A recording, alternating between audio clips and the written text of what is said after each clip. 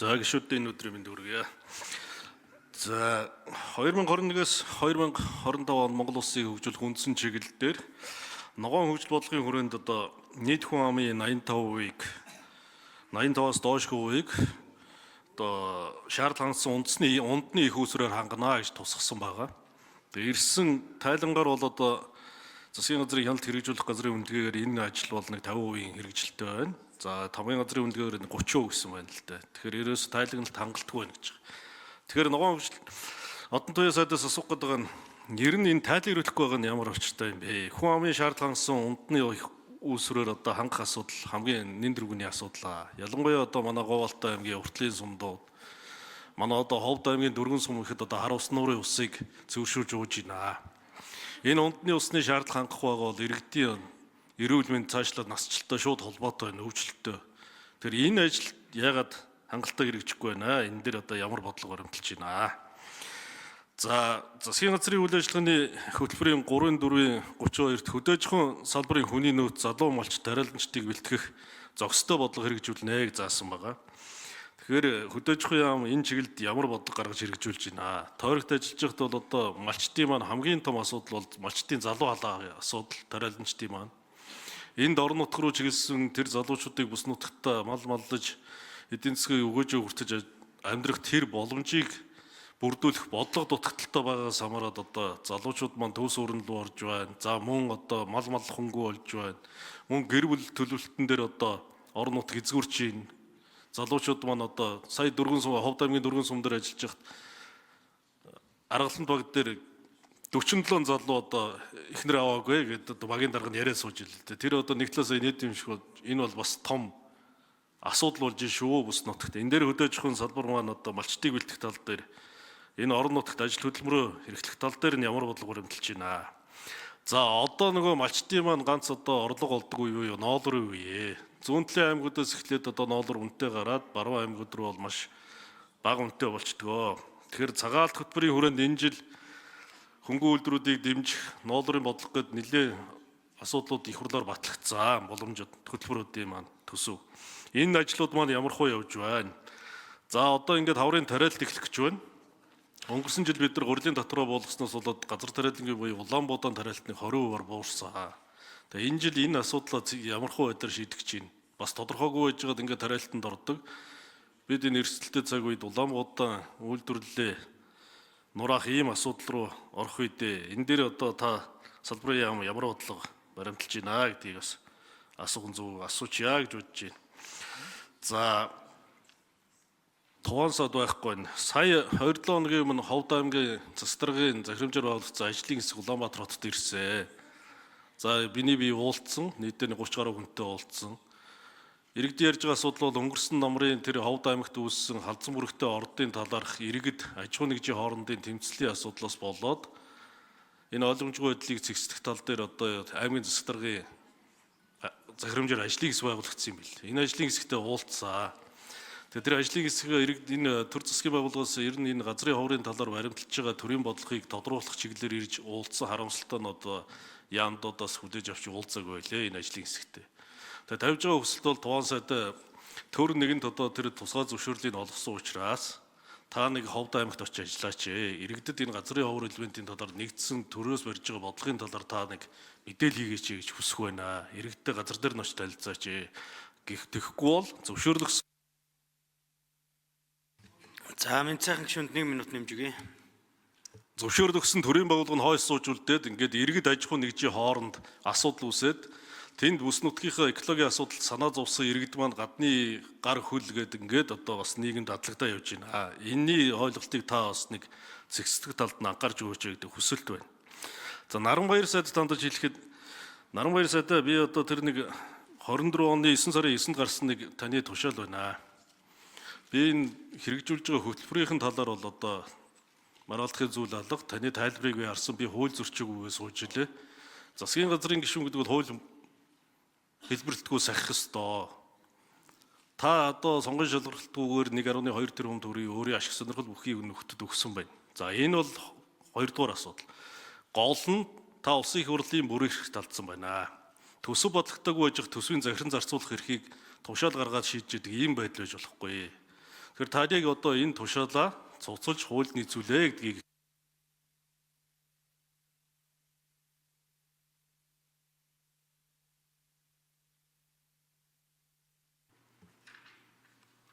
За хариулт өгье. Жэнквэр сайд хариулах уу? Цагаалт хөтөлбөрийн талаар. За Жэнквэр сайд. Салбарын боловсон шинжилгээ талаар Наранбаяр сайд бэлдэж байгаарэ. За би ноолуур дээр мэдээлэл өгье. За малчт маань хоёр гол ноолуур болон мах гэдэг дээр гол орлого нь амжиргаа нь одоо явагдаж байна. За ноолуурын дэлхийн зах зээлийн байдал өнөөдөр хамгийн гол худалдан авалт хийгддэг самсон ноолуур авдаг Европын зах зээл дээр 1 кг самсон ноолуур $97 буюу Монгол төгрөгөөр шилжүүлэхэд 340 орчим мянган төгрөгөөр яг байна. За ер нь ноолуурын салбарын одоо хөгжлийн хандлага өөдрөг байгаа. Нийт ноолуур ноос өөрөө нийт энэ текстил буюу энэ салбарын нийт орцын 1.3-аас 1.6% орчим байгаа болов. Буюу энэ өөрөө маш одоо хязгаарлалтгүй нөөц байгаа. Тэгэхээр Монгол улс ноолуур ноосон дээр нэлээд том зорилго тавьж ажиллах болцоотой байгаа. За ингээд $97 буюу 340 мянган төгрөгөөр тооцоогоод үзэхээр 1 кг түүхийн ноолуур нэг 150-аас 155 мянган төгрөгийн ханшны төсөөллийг одоо бий болж байна. За сая хаврын түүмөр саяны засан одоо шамраг цаг үеийн өөрчлөлтийн дараа үндсэндээ одоо ингээд доктортой сайхан дулаан ийм өдрүүд эхлэх нь ноолуур бэлтгэл эд өрнөн. За энэ бэлтгэл ажлын хангах хүрээнд цагаан алт хөтөлбөрийн хүрээнд бид нэр ноолуурын одоо салбарт 230 тэрбум төгрөгийн хөнгөлөлт эргэлтийн их усруу шийдэж өгсөн. Ингээд үйлдвэрүүд маань одоо энэ 7 хоногоос зүүн бүсээс эхэлсэн ноолуур худалдаа авалтаа зохион байгуулалт явах нэ гэж ойлгоорой. За нөгөө талаас энэ дэлхийн дайн эдийн засаг геополитикийн асуудлаас болоод энэ олон улс орондох худалдааны зохицуулт нэлээд хүндрээд байгаа шүү. Харьцангуй ноолуурын зах зээл боломжийн доктортой байгаа. Та бүхэн үүрснээр ихэд ямар хүчтэй савлгаа үүсэж харж байгаа бол ноолуур нэг 150 мянгаас доош буухгүйгээр түүхийн ноолуурын борлуулалт улсын хэмжээнд явагдчих болцоотой байна. За бид өөрөө өмнө түүхийн ноолуур гаргадаг байсан, дараа нь 100% угаадаг болсон. Одоо 100% самдаг болно. Ингэснээр Монгол улсад дотоодын үйлдвэрлэлт ажлын байр бий болох 250-аас доошгүй сая долларын нэмэн өртөг Монгол улсад үлддэг болох ийм төвшөнд гарна.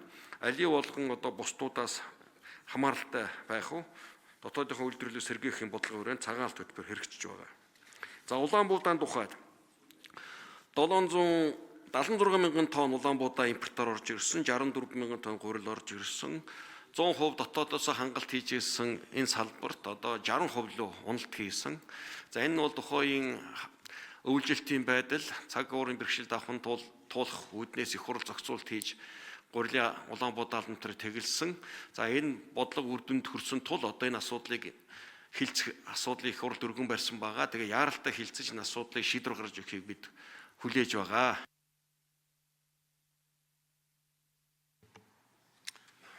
За Наранбаяр сайд хариулт өгье. За баярлалаа. Ингээд энэ асуудал дээр би бас ярий.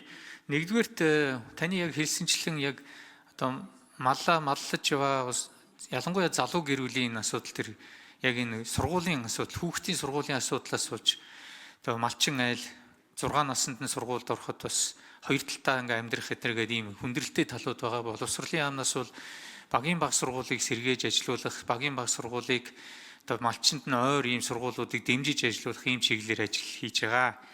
Яг энэ хүний нөөцийн асуулт түрүүнд би хариулсан учраас зарим нэг юм үнэхээр бэлчээр хамгаалал нөхөн сэргэлт гэхэд ердөө энэ жил гэхэд 7 хүүхэд сурж ах шээ. Ийм л байгаа. Тэгэхээр малчныг дэмжих тухай хуулиараа малчийн нэг хүүхдийг 10-аас дээш жил тасралтгүй одоо малсан ийм хүүхдүүдийг төрийн өмчийн дээд сургууль суралцуулах тухай юм хууль байгаа. Үн төлбөргүй. За энэ хуулийн хэрэгжилтээр бол бид яг энэ бэлчээр хамгаалал нөхөн сэргэлт. За минут нэмжигийг гүйцээж хариулъя. За уучлаарай. Тэгээ энэ ийм яг нөхөн сэргээлтийн чиглэлээр бол суралцуулахаар энэ 2025 оны 9 сараас эхлээд энэ одоо ажлыг хэрэгжүүлж эхэлнэ.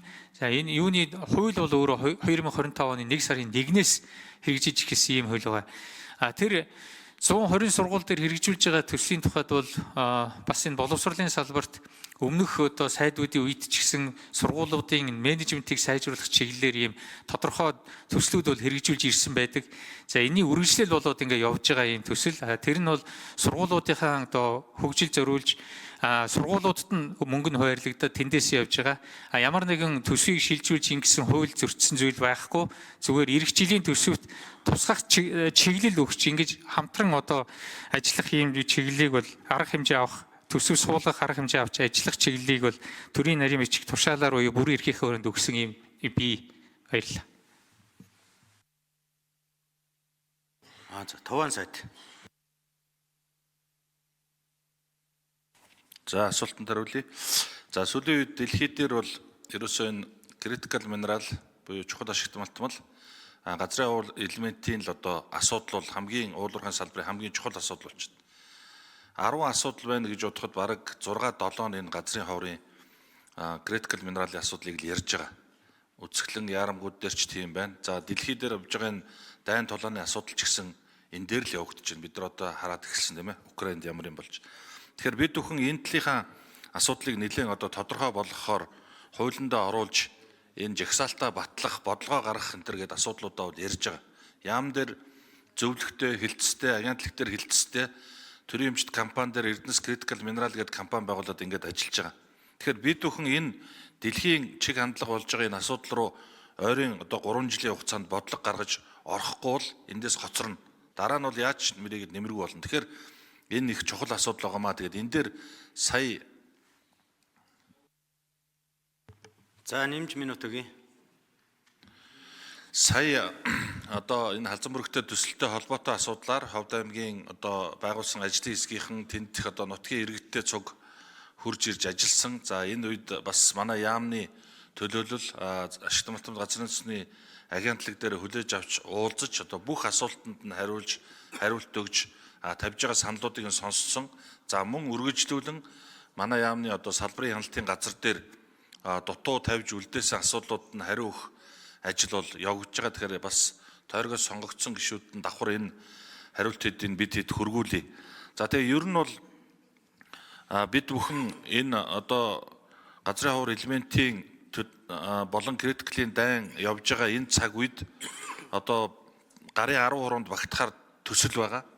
Түүний одоо хамгийн урдталт нь хууль номынхаа дагуу явж байгаа халзан бүрэгтэй төсөл гэсэн ийм төслүүд рүүгээ ингэж хандаад байвал бид бүхэн бас нөгөө гацсан төслүүдийн араас оруулах эрсдэл байгаа.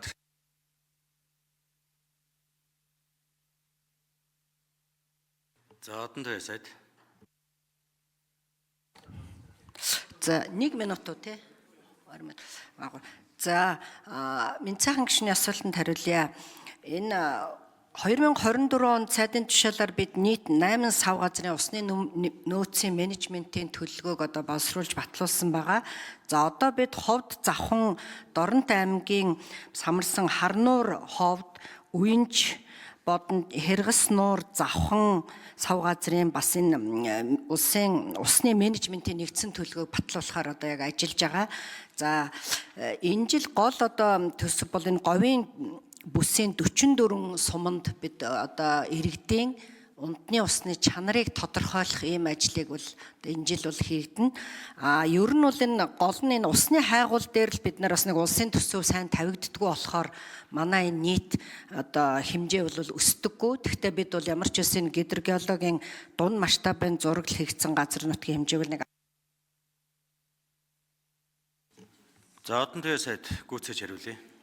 За тэгээ нийслэлийн 9 дүүрэг 21 аймгийн төв 71 сумын төвийн нийт 101 хот суурин газрын хүн амын ус хангамжийн их үүсвэрийн хайгуул судалгааны ажлууд бол хийгдэж байгаа. Тийм учраас сая миний хэлсэн одоо зүйлүүд бол одоо хийгдээд явж байна гэсэн үг. Ер нь бол энэ хүн амыг унтны их үүсвэрээр хангах нь бол бас нэг чиг үүргийнхээ барилга хот байгуулалтын яамны орон сууцчлалтын яамны чиг үүрэгт бас орж байгаа. За Минцаахан гишүүн тодруулж сууя. Наранбаяр сайд та төсөл хөтөлбөр нэг хэрэгтэй төсөл хөтөлбөр гэж яриад байна. Тэгээд сайн хөтөлбөр хэрэгжүүлэхийн тулд хууль зөрчиж болохгүй шүү дээ. Тэгэхээр та бол хууль зөрчигөө гэж байна. Улсын хурлын төсөв бодлого хэрхэн та халдсан байна. Энэ тушаалаа цуцлаа. Үгүй бол би таныг үндсэн хуулийн цэцэд өгнө. Энийгээ танд илчээ. За энэ хоёр сайд та энэ манайх одоо баруун бүсд үйлдвэр технологийн хөдөөж үйлдвэр технологийн парк байгуулж байгаа. Тэгэхээр энэ цагаал хөтөлбөрийн хүрээнд хөнгөн үйлдвэрлэгчдийг энэ баруун бүс нутг руу үйлдвэрлэлийг салбараа нээх шинээр үйлдвэр байгуулахад зориулж энэ үйлдвэр технологийн парк дээр хөнгөн үйлдвэрүүдийн нэг зөвлөгөөнийг баруун бүс зохион байгуулж өгөөч. Цагаал хөтөлбөрийн хүрээнд энэ үйлдвэр технологийн паркийг Монгол улсад баригч ганц паркаа дэмжиж өгөөч гэдэг хүсэлт байна. Одон туяа сайд тэр гол асуудал бол ундны усны чанарын асуудал байгаа шүү. Говьолтой Ховд аймгийн сумдууд. Энэ дээр та надад бас За инquiry сайд. За, мэд сайхан гишүүн та бид хамтран ажиллах болно. Ховдод үйлдвэр технологийн паркийн хөрөнгө оруулалт энэ жилийн 18 тэрбумтай. Үндсэндээ энэ жилд ингээд дэд бүтцийн ажил хийгдээд дуусна. Одоо бид хувийн хөвшлийг тэр парк байгуулах, орчин бүрдүүлэх, урих, хөрөнгө оруулалт таатай орчин бүрдүүлэх ажлыг хийх ёстой. За ямарч бидний давуу тал бол цагаан алт хөтөлбөртэй болоод авсан. Хөтөлбөр маань 28 он өдөр үргэлжлэн энэ жил одоо гараансаа гарлаа. Тэгэхээр эх жил баруун бүсийн 5 аймгийн арьс шир, ноос, ноолорын боловсруулалтыг Ховдод төвлөрүүлж хийнэ гэсэн бодлогыг яам барьж байгаа. За тэгээд энэ хаврын тариалалт тийм хүрээнд хамтдаа ингээд очиод Ховдын бас ногоочтойгоо тариаланчтайгаа уулзах ажил байгаа. Энэ ажлыг хамтдаа зохион байгуулъя бүгдээр.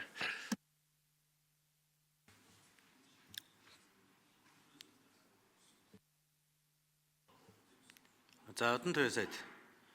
Усны чанарын асуудал. За би хэлсэн энэ жил бол 20 энэ говийн бүсийн 44 сумд гэсэн. За Говьолтой аймгийн хувьд бол бас нэлээд ажлууд бол хийгдэн. Жишээлхэд 24 онд Говьолтой аймгийн Төгөрөг сумын одоо усны хүүсвэрийн судалгааны ажил эхэлсэн байгаа. За мөн Говьолтой аймгийн Цогт сум бас одоо энэ усны нөөцийг их үүсвэрийн судалгааны ажлыг хийх нөөцийг батлахад бас орсон байна. Ийм учраас Говьолтой аймгийн Цогт сум бас мөн орсон байна. За тэгээ бид нар энэ зөвхөн энэ ундны хүүсвэрээс гадна энэ зэрэг гадаргын усаа бас нэмэгдүүлэхийн ажлуудыг хийж байгаа. Тэгэхээр гадаргын усан дээр бол энэ жил одоо Говьолтой аймагт одоо маш олон хөв цөөрмүүдийг хийх энэ ажлууд эхэлж байгаа. За тэгээд ер нь нийт улсын хэмжээгээр 333 сум, 333 хөв